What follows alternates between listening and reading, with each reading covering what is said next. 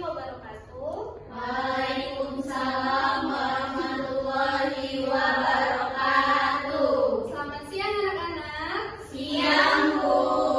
Apa kabarnya hari ini? Baik. Alhamdulillah. Sebelum mulai pembelajaran, kita berdoa terlebih dahulu ya. Siapa ketua kelasnya? Esti.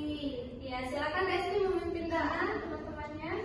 Baik, sebelum kita mulai pembelajaran, kita berdoa dulu. Berdoa sekali. Baik, terima kasih. Nah, jadi setelah kemarin kita belajar mengenai bentuk aljabar ya, itu ada unsur-unsur aljabar. Nah, hari ini kita akan belajar mengenai penjumlahan bentuk aljabar.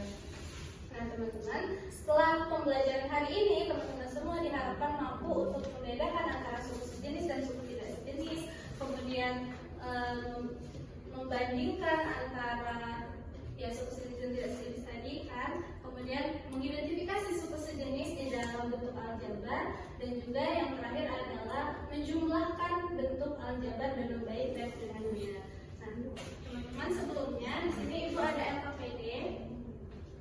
Untuk pengerjaannya LKPD ini nanti kita akan berkelompok ya. Ibu akan bagi menjadi dua kelompok. Kelompok sebelah kiri itu kelompok pertama, dan kelompok sebelah kanan itu kelompok kedua. Ini LKPD-nya.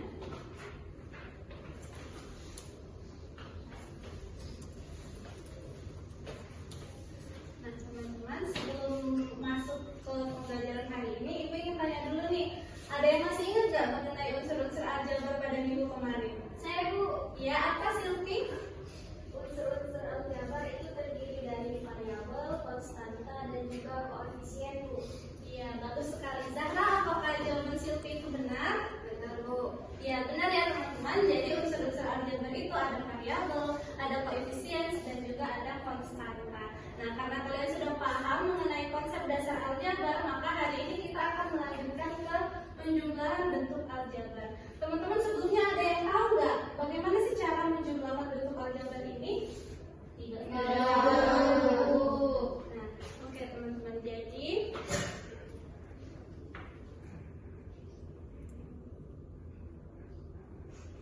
definisi penjumlahan bentuk aljabar sendiri adalah operasi dasar dalam aljabar yang melibatkan penjumlahan pada suku sejenis. Nah, apa sih yang dimaksud dengan suku sejenis? Ada yang tahu? Tidak. Nah, karena kita tidak tahu ya, untuk mengetahuinya kita akan melakukan sebuah eksperimen sederhana.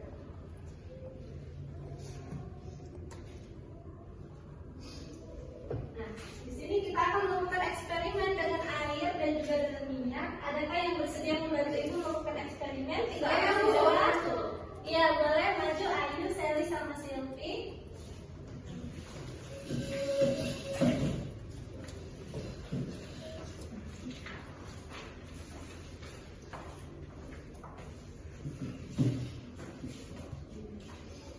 Nah, oke teman-teman, di sini kita misalkan dulu air sebagai variabel X dan minyak sebagai variabel Y.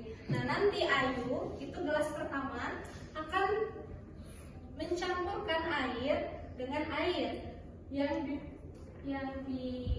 misalkan sebagai variabel X ditambah dengan variabel X. Nah, kemudian Sally akan mencampurkan minyak yang kita misalkan sebagai variabel Y, lalu kemudian ditambahkan lagi dengan minyak yang masih dimisalkan sebagai variabel Y. Dan di kelas ketiga ada Silvi yang akan mencampurkan air yang dimisalkan sebagai variabel X dan juga minyak yang dimisalkan sebagai variabel Y. Nah, silakan teman-teman campurkan.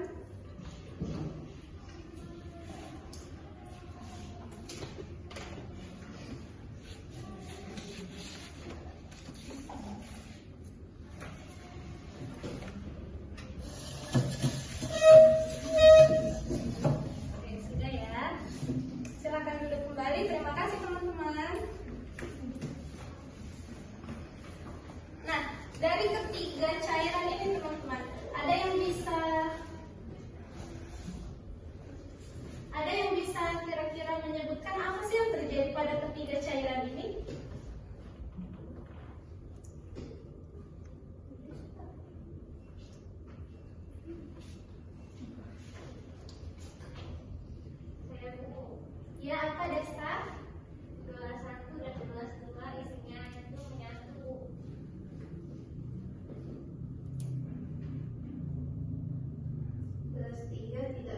Betul, Bu. Nah, iya benar teman-teman. Jadi kelas pertama itu X ditambahkan dengan X dia menyatu. Begitu juga dengan minyak, Y ditambahkan dengan Y dia akan menyatu. Lalu kemudian kelas ketiga dia tidak menyatu nih, X ditambahkan dengan Y. Nah, dari ketiga eksperimen ini, adakah yang bisa mengaitkannya dengan suku sejenis dan suku tidak sejenis? Saya, Bu. Ya, apa Ayu? Dari eksperimen itu kita dapat menyimpulkan bahwa suku sejenis itu yang variabelnya sama, sedangkan suku tidak sejenis itu variabelnya berbeda. Iya, benar sekali teman-teman. Jadi air yang kita misalkan dengan variabel X tadi, jika kita tambahkan dengan air juga yang masih merupakan variabel X, maka dia akan bersatu yang disebut dengan suku sejenis. Kemudian minyak yang kita misalkan sebagai variabelnya tadi, apabila kita campurkan dengan variabelnya juga, maka dia akan menyatu. Beda halnya dengan kelas 3 teman-teman. Di sini kan ada air yang kita misalkan sebagai variabel X, kemudian kita tambahkan dengan minyak sebagai variabel Y, maka dia tidak akan menyatu. Inilah yang disebut dengan suku tidak sejenis. Nah, jadi dapat disimpulkan bahwa suku sejenis itu adalah suku-suku yang memiliki variabel dan pangkat yang sama dalam aljabar. Sementara suku tidak sejenis itu suku-suku yang memiliki variabel dan pangkat yang berbeda dalam aljabar. Nah, setelah mengetahui apa itu suku sejenis dan juga suku tidak sejenis, maka kita akan melanjutkan ke penjumlahan bentuk aljabar. Nah, bagaimana sih cara menjumlahkan bentuk aljabar? Ada yang tahu teman-teman? Tidak. Nah, jadi cara menjumlahkan bentuk aljabar itu yang pertama adalah menentukan bentuk aljabar yang ingin dijumlahkan. Nah, seperti pada tugas 2 itu teman-teman. Pada tugas 2 itu kan ada soal kontekstual atau soal cerita. Nah, kalian diminta untuk menentukan bentuk aljabar dari soal cerita tersebut. Nah, lalu setelah dia berubah menjadi bentuk aljabar, yang kedua kita mengidentifikasi variabel mana yang sama dari bentuk-bentuk aljabar tersebut. Nah, setelah tahu variabel yang sama, maka kita akan menjumlahkan koefisien dari variabel yang sama tersebut. Dan yang terakhir baru menuliskan hasil dari penjumlahannya. Nah, untuk lebih memahaminya, kita akan latihannya. Manakah yang merupakan suku sejenis dan bisa dioperasikan dengan penjumlahan bentuk aljabar? Jika bisa, tuliskan berapa hasil penjumlahannya. Nah, dari ketiga soal ini teman-teman, kira-kira yang mana yang merupakan suku sejenis dan yang mana yang merupakan suku tidak sejenis? Saya, Bu. Ya, apa bukan? Suku sejenis nomor 1 dan 2. Suku tidak sejenis nomor 3, Bu. Ya, benar sekali ya jawabannya. Jadi suku sejenis itu nomor 1 dan 2, dan yang tidak sejenis nomor 3. Nah, kalau nomor 1 dan 2 adalah suku sejenis, apakah bisa dijumlahkan?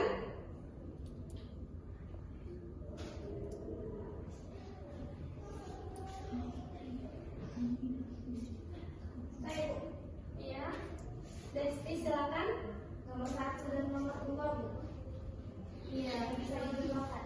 ya benar ya. Jadi nomor 1 dan nomor 2 itu bisa dijumlahkan.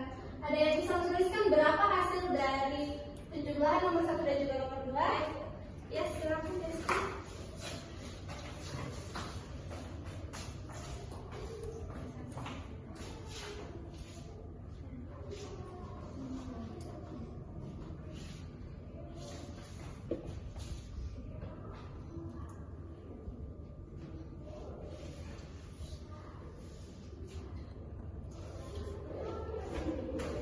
Bagaimana teman-teman, apakah benar jawabannya? Ya benar ya. Jadi jawabannya nomor 1 itu suku sejenis yang hasil penjumlahannya adalah 6x. Kemudian nomor 2 itu juga suku sejenis yang hasil penjumlahannya 8y. Dan yang terakhir itu suku tidak sejenis dan tidak bisa dijumlahkan.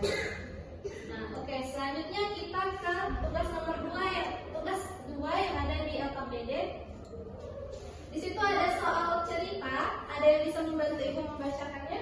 Ya, Bu. Iya, silakan Nabila. Dani pergi ke pasar bersama ibunya. Ia membeli 2 buah keranjang apel di penjual buah A. Setelah sampai di parkiran, ternyata kata ibu, buah apelnya kurang. Alhasil ia membeli 1 keranjang apel lagi di penjual buah B. Berapa keranjang apel yang dimiliki Dani? Tuliskan dalam bentuk aljabar. Nah, ya, teman-teman di sana jadi ada 2 keranjang buah apel, kemudian ditambahkan lagi dengan 1 keranjang ada juga buah apel dan juga buah jeruk yang nantinya akan ada di soal nomor 2. Kira-kira ada yang mau membantu Ibu untuk praktek ke depan? Saya, Bu. Ya, silakan Ayu.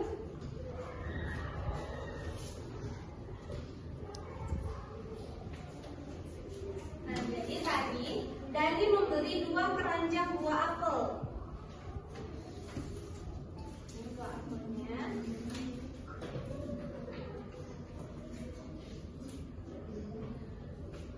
Ternyata buah apel itu kurang. Dia membeli lagi 1 keranjang buah apel.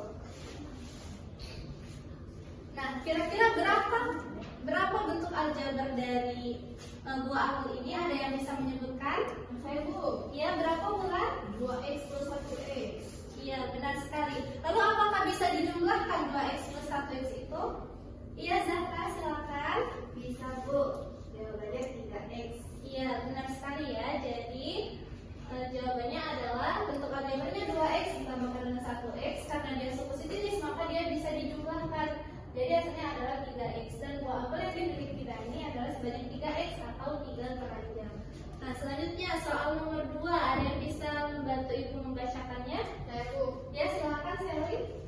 Nomor 2 yaitu Santi ingin membuat parcel buah untuk dijual. Santi pergi ke toko buah untuk membeli 3 keranjang buah apel dan 2 keranjang buah jeruk. Berapakah jumlah buah yang dimiliki Santi? Ya, terima kasih Sally. Nah, jadi di sini Santi membeli 3 keranjang buah apel. Ini 3 keranjang buah apel.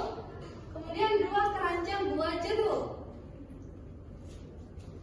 2 keranjang buah jeruk.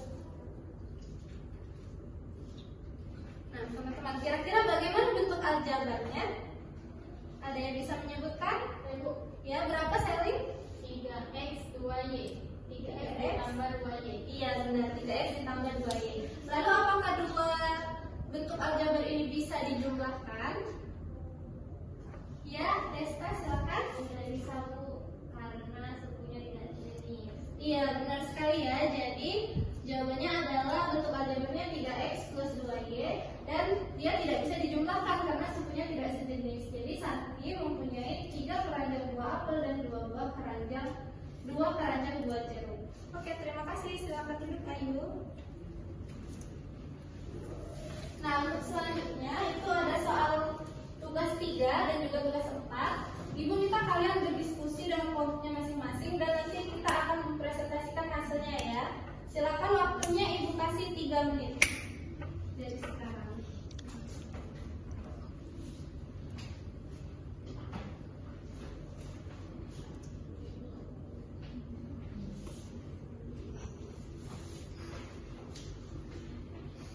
Oke, apakah sudah teman-teman? Sudah Bu. Adakah yang bisa menjawab soal tugas ketiga?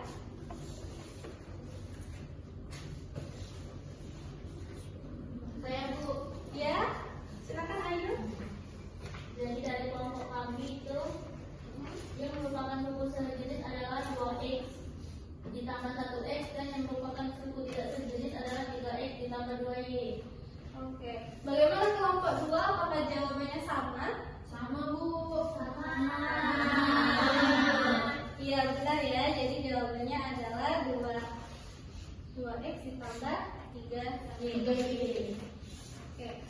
Selanjutnya, tugas nomor 4. Apakah ada yang ingin menjawabnya? Bu. Ya, Desti silakan. Jadi tugas nomor 4 ini yang pertama 4x plus 5y itu hasilnya 4x plus 5x itu hasilnya 9x. Yang kedua 2y plus 6y plus y itu hasilnya 9y. Yang ketiga 5z plus 2z plus 3x itu hasilnya 7z plus 3x. Iya, benar sekali. Kelompok 1, apakah jawaban kelompok 2 sama? Sama. Benar ya. Jadi jawabannya adalah 3x. Oke, karena sudah mengerti ya mengenai konsep penjumlahan bentuk aljabar, mungkin pembelajaran